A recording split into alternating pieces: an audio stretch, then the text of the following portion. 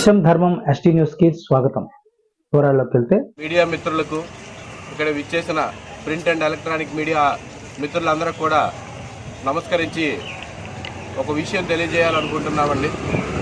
గత 2 రోజులుగా సోషల్ మీడియాలో మరియు ఈ గత నిన్నటి నుండి పేపర్లో, న్యూస్లో పలాస కాశీబుగ్గ మున్సిపాలిటీలో మున్సిపల్ ప్రథమ పౌరుడైన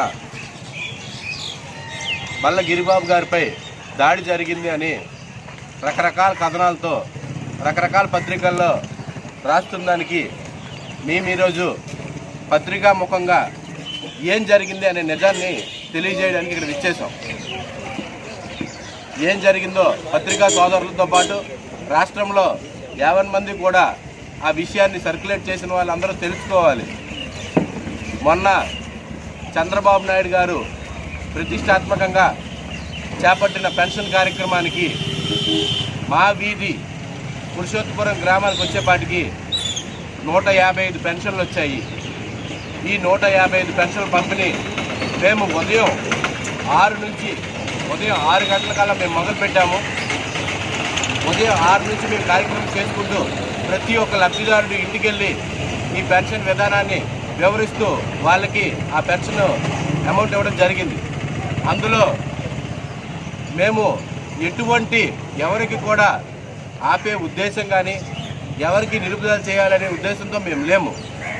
కానీ ఈ పెన్షన్ ప్రక్రియ అనేది రాష్ట్ర వ్యాప్తంగా జరిగేసరికి సర్వర్లు అనేవి కొన్ని దగ్గరలో మొరాయించాయి. మన దగ్గర కూడా సర్వర్ అనేది మొరాయించినప్పటికీ ఒక పెన్షన్ 10 గంటల వరకు ఇస్తే మళ్ళీ 10:30 నుంచి సర్వర్ మొరాయించింది. మళ్ళీ 12 గంటలకి మండు టెంటలో కూడా లబ్ధిదారు ఇంటికి వెళ్ళాం. మళ్ళీ 3 గంటలకు సర్వర్ అయిపోయింది.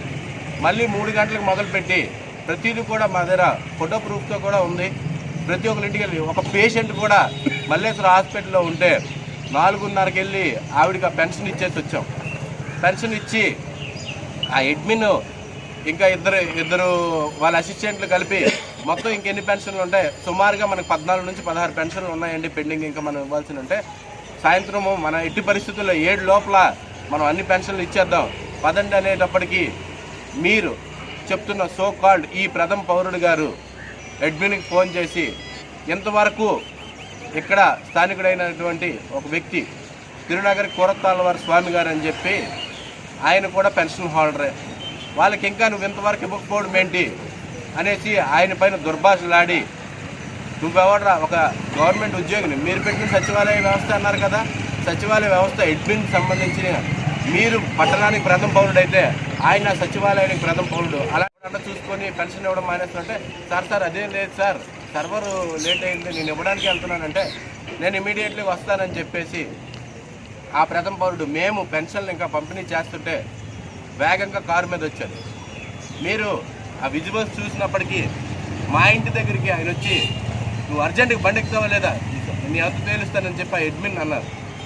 ఆ అడ్మిన్ సార్ నేను వస్తున్నాను, నేను కూడా కలెక్ట్ చేసుకొని సార్ ఆయన వస్తాడు, అందరికీ పెన్షన్ ఇస్తాం, ఇంకో 14 పెండింగ్ ఉన్నాయి అని చెప్పినప్పటికీ నువ్వు బండి ఎక్కుతావా లేదురా, నువ్వేట్రా నాతో మాట్లాడడానికి నన్ను దూషించారు. బాబు నేను ఇక్కడ కూడా స్థానిక కౌన్సిలర్ ప్రతినిధిని. ఇంకొక విషయంకి వస్తే నేను టీడీపీ పట్టణ కార్యదర్శి అని చెప్తే నీకే సంబంధం నువ్వు మాట్లాడడానికి దురుసుగా మాట్లాడారు. అప్పటికి కూడా మేము ఓపికతో ఆ అడ్మిన్ని బాబు నువ్వు వెళ్ళు అంటే ఆడు చెప్తే నువ్వు వెళ్తావా, నువ్వే ఆడి చేతుల్లో ఉన్నావా అని చెప్పేసి మళ్ళీ ఆయన పెద్ద మొదలుపెట్టారు.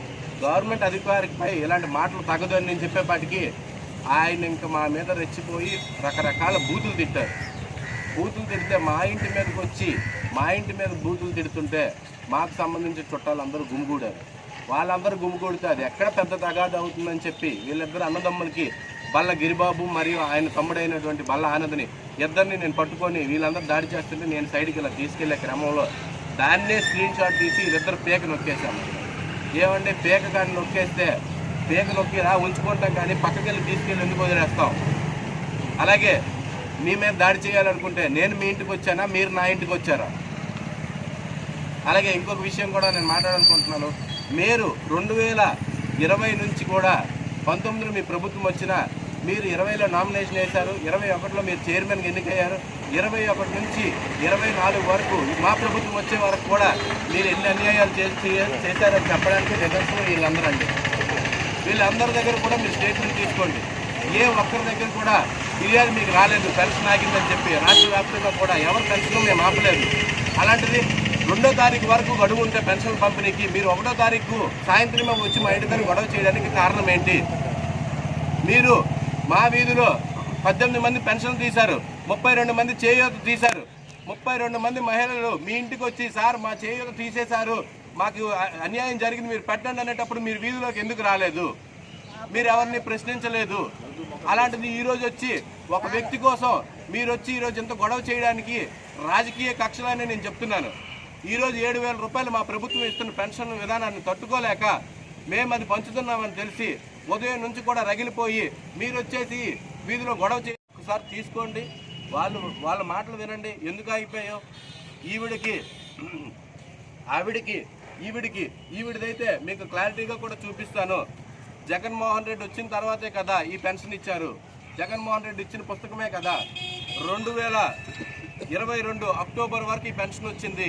మరి 22 అక్టోబర్ తర్వాత ఎందుకు ఆగిపోయింది చెప్పమంటారా? వాళ్ళ కొడుకు ఒక సందర్భంలో నాతో నవ్వుతూ మాట్లాడాడు. వాళ్ళ ఇంటికి ఇంకొక దరిద్రమైన రీజన్ ఏం చెప్పారంటే మీ ఇంటికి పసుపు రంగు వేశారు అట. ఇంటికి రంగు వేసుకోమంటే ఒకరికి పచ్చ రంగు నచ్చుతుంది, ఒకరికి నీలం రంగు నచ్చుతుంది, ఒకరికి ఆరెంజ్ కలర్ నచ్చుతుంది. వాళ్ళ ఇంటికి పసుపు రంగు వేసుకుని రీజన్తో అంట తీసేశారట. 22 వరకు కదా మీరే ఇచ్చారు కదా, మీ ప్రభుత్వం ఇచ్చిందే కదా, మరి 22 నుంచి అలాగే అయిపోయింది. అలాగే ఇక్కడికి వచ్చినప్పటికి ఆయన పేరు మార్పు కర్రయ్య, ఆయన్ని కూడా పెన్షన్ ఆపేశారు గత 2 సంవత్సరాలుగా. ఎందుకంటే వాళ్ళు పిలిచిన మీటింగ్కి ఆయన రాలేదు.